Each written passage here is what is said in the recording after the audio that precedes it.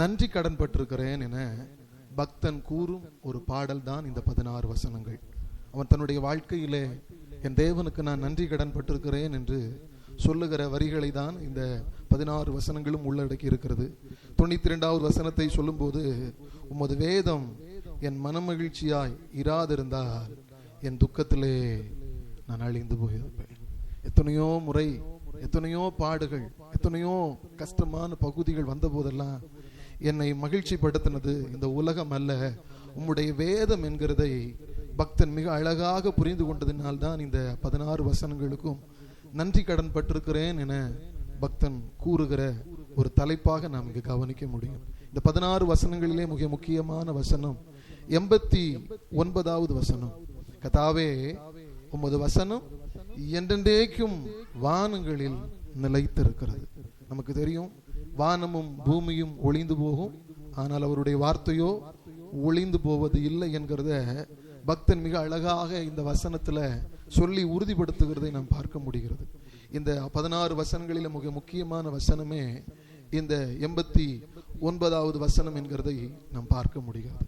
பக்தனுடைய ஏக்கத்தை 3 வரிகளில் மிக அழகாக சொல்லி தருகிறார். 3 வரிகளில் மிக அழகாக நமக்கு சொல்லி தருகிறார். 81வது வசனத்தினுடைய முதல் பகுதி சொல்லுகிறது, உம்முடைய ரட்சிப்புக்கு என் ஆத்துமா தவிக்கிறது தவிக்கிறது. 82வது வசனத்தினுடைய பின்பகுதி சொல்லுகிறது, உம்முடைய வாக்கின் மேல் நோக்கமாய் என் கண்கள் பூத்து போகிறது பூத்து போகிறது. 95வது வசனத்திலே, நான் உமது சாட்சிகளை சிந்தித்து கொண்டே இருக்கிறேன்.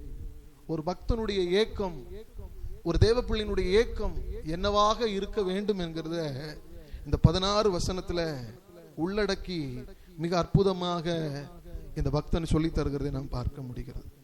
இந்த 85வது வசனத்தினுடைய அதே ஒரு சாயல் எரேமியாவுடைய தீர்க்க தரிசன புஸ்தகம் 18ஆம் அதிகாரம் 20-22 நாம் வாசிக்க முடியும்.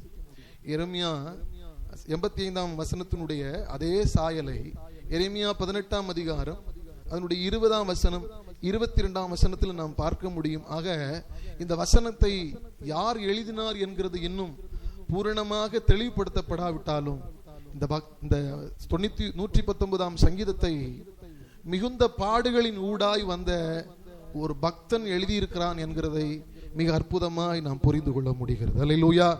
நாமும் இவ்விதமான தாகத்தோடு தேவன் அண்டையிலே நெருங்கி வருவோமே ஆனால் தேவன் நமக்கும் ஆமேன் பெரிதான நன்மைகளை செய்கிறதற்கு அவர் போதுமானவராக இருக்கிறார். அல்லேலூயா.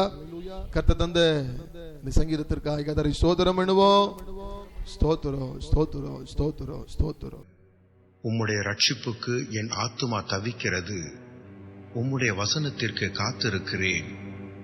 எப்பொழுது என்னை தேற்றுவீர் என்று உம்முடைய வாக்கின் மேல் நோக்கமாய் என் கண்கள் பூத்து போகிறது.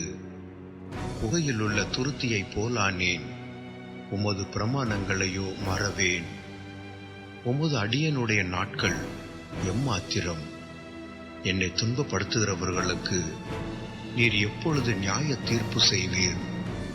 உம்முடைய வேதத்துக்கு விரோதமாய் அகங்காரிகள் எனக்கு குழிகளை வெட்டினார்கள். உம்முடைய கற்பனைகள் எல்லாம் உண்மையாயிருக்கிறது. அநியாயமாய் என்னை துன்பப்படுத்துகிறார்கள். நீர் எனக்கு சகாயம் பண்ணும். அவர்கள் என்னை பூமியில் இராமல் நீக்கிவிட சற்றே தப்பிற்று. ஆனாலும் நான் உமது கட்டளைகளை விட்டு விடவில்லை. உமது கிருபையின் படியே என்னை உயிர்ப்பியும். அப்பொழுது நான் உம்முடைய வாக்கின் சாட்சியை காத்து நடப்பேன். கர்த்தாவே, உமது வசனம் என்றென்றைக்கும் வானங்களில் நிலைத்திருக்கிறது. உம்முடைய உண்மை தலைமுறை தலைமுறையாக இருக்கும். பூமியை உறுதிப்படுத்தினீர், அது நிலைத்திருக்கிறது. உம்முடைய பிரமாணங்களை நிறைவேற்றும்படி அவைகள் இந்நாள் வரைக்கும் நிற்கிறது. சமஸ்தமும் உம்மை சேவிக்கும். உமது வேதம் என் மன மகிழ்ச்சியாயிராதிருந்தால் என் துக்கத்திலே அழிந்து போயிருப்பேன். நான் ஒருபோதும் உம்முடைய கட்டளைகளை மறக்க மாட்டேன். அவைகளால் நீர் என்னை உயிர்ப்பித்தீர். நான் உம்முடையவன், என்னை ரட்சியும். உம்முடைய கட்டளைகளை ஆராய்கிறேன். துன்மார்க்கர் என்னை அழிக்க காத்திருக்கிறார்கள். நான் உமது சாட்சிகளை சிந்தித்துக் கொண்டிருக்கிறேன். சகல சம்பூரணத்திற்கும் எல்லையை கண்டேன்.